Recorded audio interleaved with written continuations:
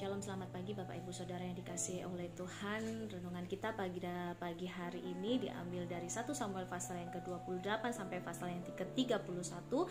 Namun saya akan mengambil beberapa ayat saja, saya akan fokus pada beberapa ayat saja saat ini. Saya akan fokus di 1 Samuel pasal 28 ayat ke-5 dan 6. Saya akan bacakan buat Bapak Ibu Saudara. Ketika Saul melihat tentara Filistin itu, maka takutlah ia dan hatinya sangat gemetar. Dan Saul berkata kepada Tuhan, tetapi Tuhan tidak menjawab dia baik dengan mimpi, baik dengan urim, baik dengan perantaraan para nabi. Saya bertanya waktu saya membaca ayat ini, kenapa Tuhan tidak menjawab pertanyaan Saul? Padahal di ayat-ayat sebelumnya dikatakan Saul sudah menyingkirkan para ahli tenung. Saul sudah menyingkirkan para pemanggil arwah, ya. Saya bertanya kenapa gitu. Dan akhirnya ketika kita flashback kembali, kita melihat bagaimana Saul dalam sebenarnya dia posisinya dia sebagai raja, tetapi dia hidupnya jauh dari ketaatan kepada Tuhan. Dan akhirnya apa yang terjadi?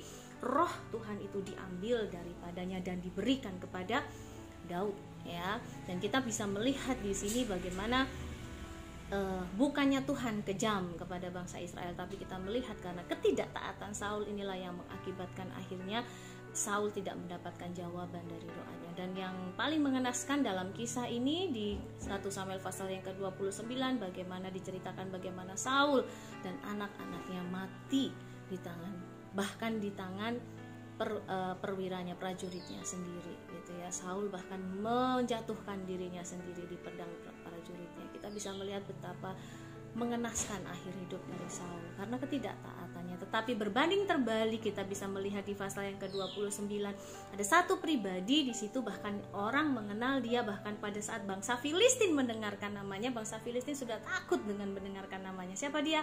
Daud. Betul.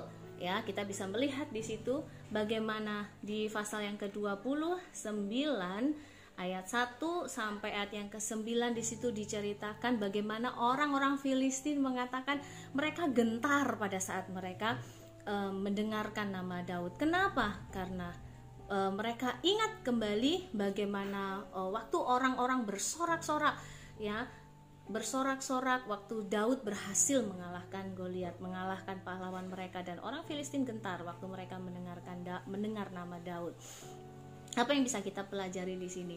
Bahkan di ayat yang ke-29 ayat yang ke-6, ya, saya akan bacakan. Lalu Akhis memanggil Daud dan berkata kepadanya, demi Tuhan yang hidup, engkau ini orang jujur dan aku memandang baik jika engkau keluar masuk bersama-sama dengan aku dalam tentara, sebab aku tidak mendapati kejahatan kepadamu. Bapak Ibu Saudara, kita bisa melihat begitu berbanding 180 derajat, ya, sikap antara Saul dan Daud. Dan kita melihat Daud adalah pribadi, di sini dikatakan pribadi yang jujur. Semua orang memandang dia sebagai orang yang baik, bahkan orang tidak menemukan kejahatan dalam diri Daud. Mari hari ini kita mau belajar bersama-sama. Dan ending dari cerita ini apa?